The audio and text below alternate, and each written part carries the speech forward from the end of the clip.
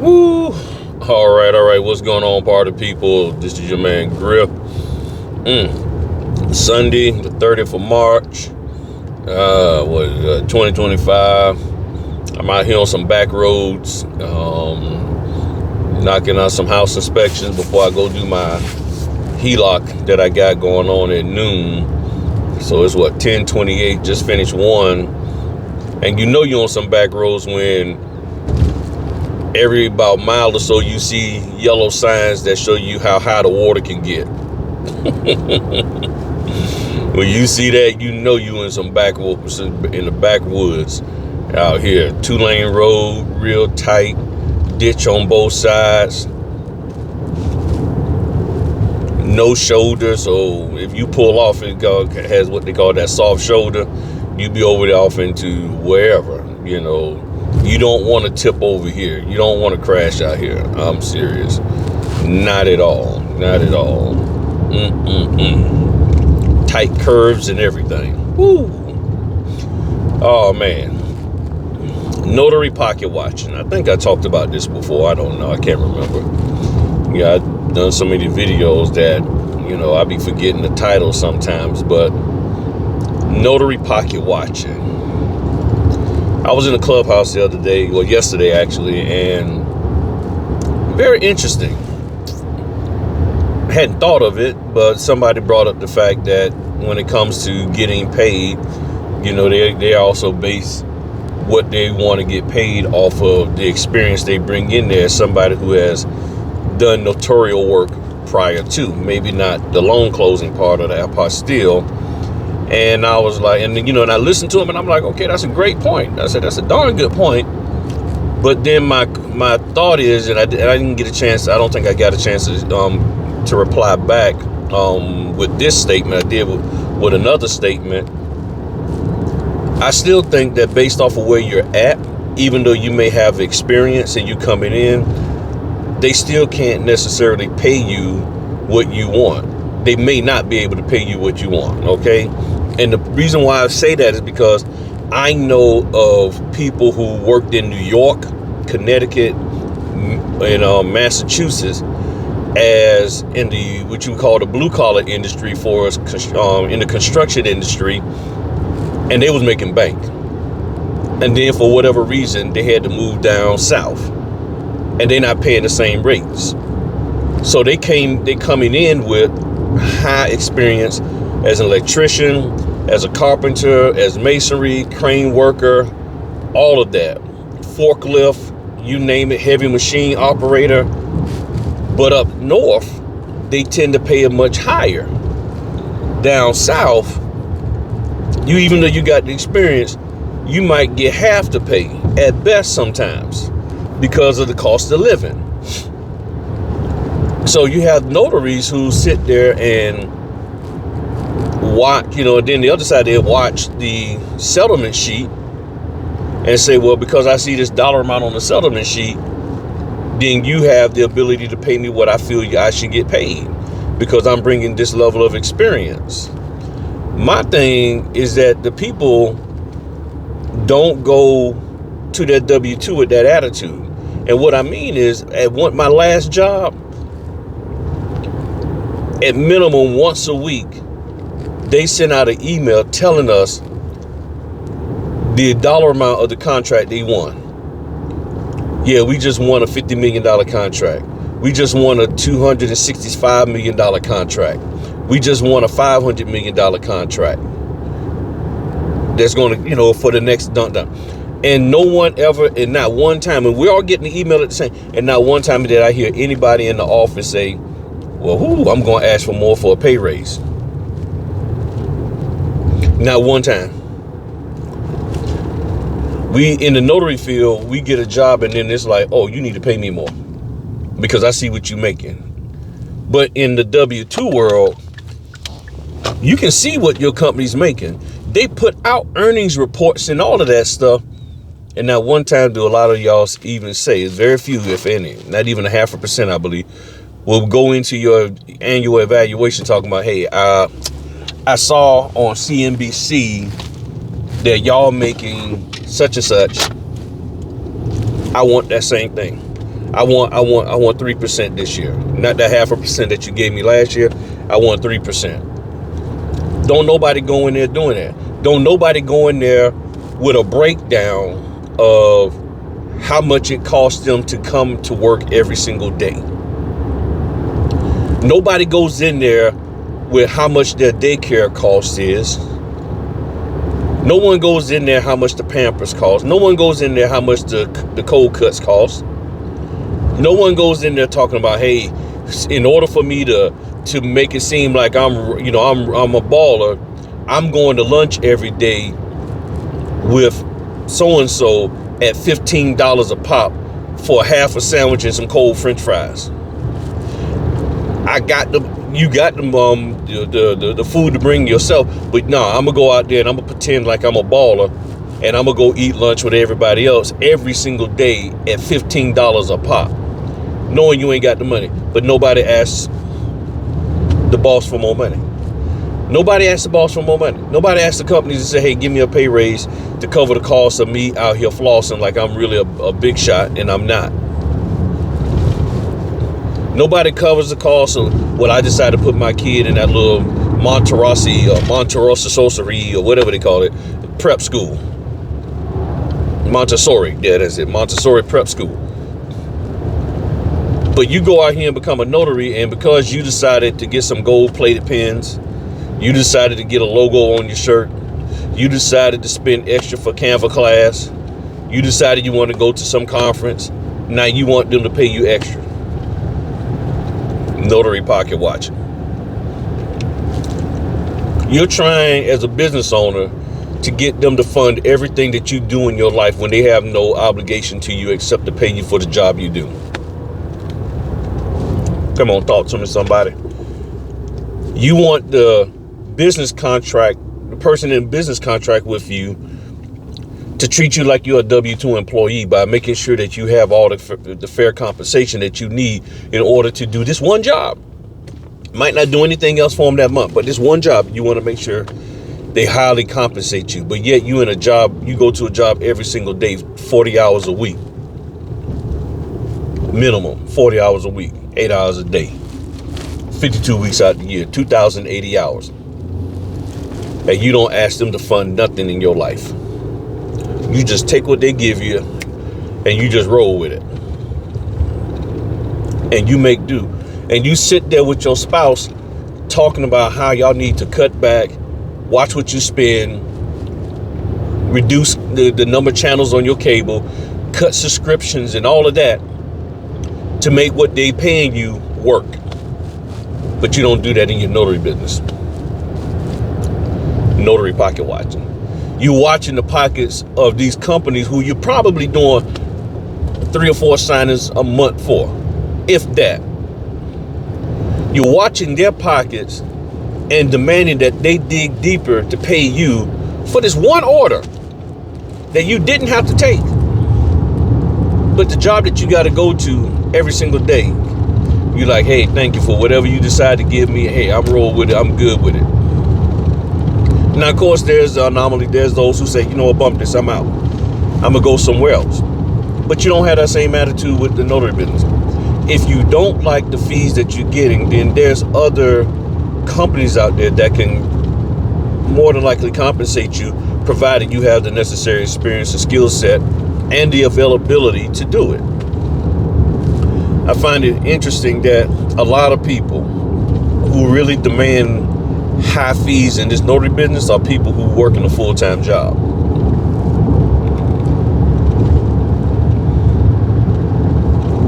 Men and women. Boy, this is really, really rural out here. Straight up farmland. Goats and cows and horses. Got these nice little curves. Can't be a little tipsy out here at night. Ain't no street lights at all on this road, so you can't come down here cutting the fool. But if you think about it, a lot of the people, and not saying, now there are some people who are full-time in the business that, they want that money, But a lot of them tend to have this howling effect about how much money they should get paid. Howling about it is because of what somebody told them they should be getting paid. Somebody planted that seed in their brain. But a lot of people who are fussing about the fee, a lot of them have a full-time job, or they have solid multiple other streams of income. So they say, in order for me to go out and do the notary, because I'm already making money over here, you got to make it worth my while. Because what you paying me over here, that 85, that 95, that 100, I can make in a half a second over here. So if you want me, then you're going to have to pay me more. And they're like, okay, well, we don't give a flying flip about what you're doing over there. This is what we're paying. You want me to pay you more just because you feel that it's not worth your while. Then if it's not worth your while, then why are you even in the business? Why are you even responding? Why are you even trying to do anything? Are you in this business just because you want to prove that you can make somebody pay you what you think you're worth? Are you in this business to actually do notarial work and to help the industry out? Which one is it? That's what I'm seeing. And then the same people are just sitting there pocket watching, looking at every single settlement sheet. I actually don't look to see what the notaries make. If I see it, it's only because somebody had a question and I'm just pointing out, here's a section where your fees are, because they don't understand. I'm not explaining what the fees are or how they calculate it. I just pointing, okay, here and here. Because sometimes they just don't understand. So I just point to it, say, this is what's that. Okay, this is, you read it, and if you got any questions, or they'll be on the phone most of the time talking to the loan officer or the title, and they're having a hard time. So, because I do know how to look at a closing disclosure and a alter statement, I'll say, they talk about this right here. Oh, okay, got it. And in that, I might see the notary fee. I might see the notary fee. And if I do look at it, and there's been a few times outside of a situation like that, is when, you paying me $150? Okay, then I might be curious about what their fee is on the settlement statement. And sometimes I've seen where I'm getting paid $150 and their fee is $180. You're only getting $30 off this bad boy. Okay. So after a while, I got tired of looking. I said, okay, there ain't no need for me to look. I'm like, I get what I get, and I roll with it. But this pocket watching of what these companies making, I mean, you can do what you want, but I'm trying to figure out why you ain't doing that with your companies. Because if that's the case, if you really pocket watch the way you're doing with these settlement statements and these loans, you will have yourself some serious money, because you would know what your company making, and then you can sit there and negotiate a higher salary, so where you don't have to do the notary business. Most people in the notary business, why? Land of promise. Way out here. The reason why most people are doing this business is because they wanted to supplement their income. That's why you work a second job. And even on your second job, you don't sit there eyeballing every daggone thing like, okay, well, your revenue is this, so you should pay me more in this part-time job. No, we don't do that. Does the money we're making actually help us out at all? And people act like as a business owner, you have expenses to do the business, but as a W-2, you don't. You got expenses on both ends. One you can get tax breaks off of, the other one you can't. The only one you really can do as a W-2 is child care stuff and what you donate to a nonprofit. You don't get mileage. You don't get a clothing allowance, none of that, or clothes deductions and stuff. I mean, there's so much you just don't get. So I'm sitting here, I'm like, why y'all tripping? As a business owner, you get all these different tax breaks, a whole lot of them. W-2, you get nothing at all. And then your 401k contribution that you got to make starts going up. That cuts into your dollars. Your medical insurance contribution goes up, or the benefits you get cut down. So they mess with your money more as a W-2 They're not messing with your money like that as a business owner. You have a fee that you're getting paid for services you render. You do it. They're not coming back and saying, oh, well, you know, hey, we was going to pay you that 85, but we ain't going to pay it to you now. We're going to pay you 82. No, they don't do that. And if they do anything similar to that, it's because you're messing up. If they cut money from you, it's because you've been screwing up. So you don't mess up. You ain't got to worry about them deducting money from you. You do the scans. You ship out on time. Show up on time. You ain't got to worry about nobody deducting.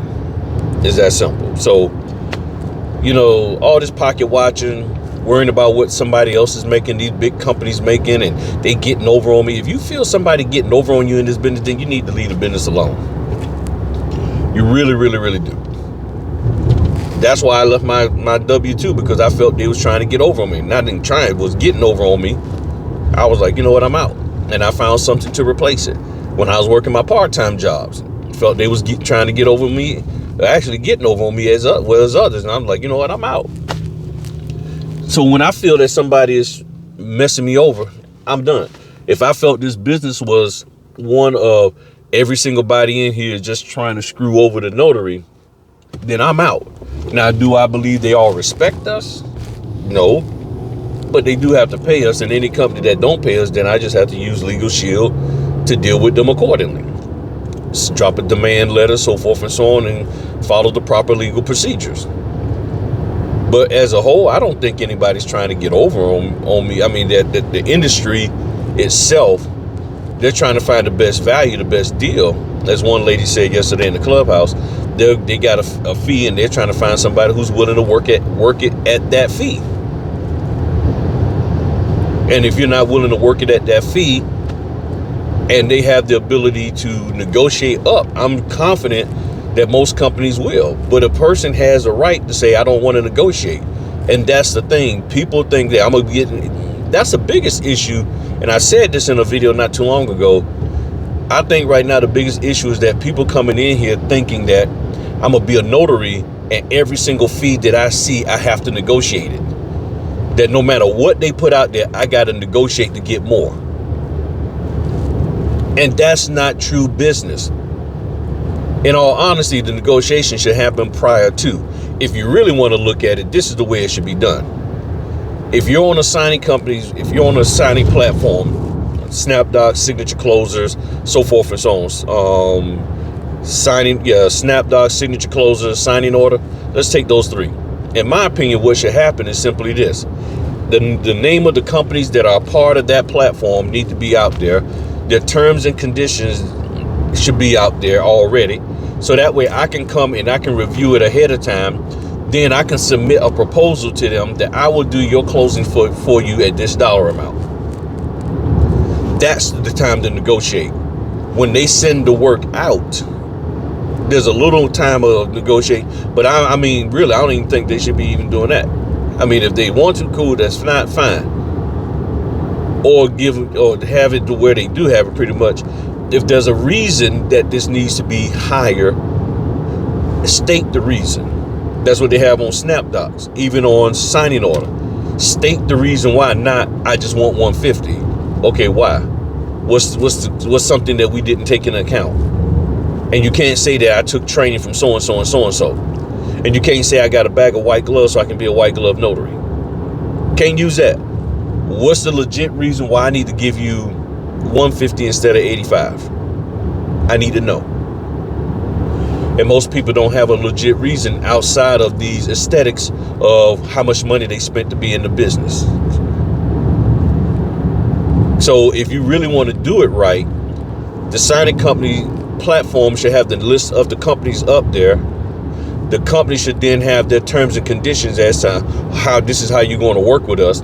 So I see up front before I even get started, this is what's required of me. Now I can submit my proposal to you and say, hey, Griffin Notary Services would be more than happy to do your closings for you. This is my price. And here's why I feel my price should be this, because of this, that, and the other. So here's my notary resume, bop, bop, bop, bop. Okay, cool. But that ain't what they want. They don't care about that. They just want a human being. They just want a breathing body that can knock this thing out. And they've set the price long before you ever got into this business. They set the price before you even thought about buying a stamp. They set the price long before you have actually got the courage to even try to take an order. The price has already been set.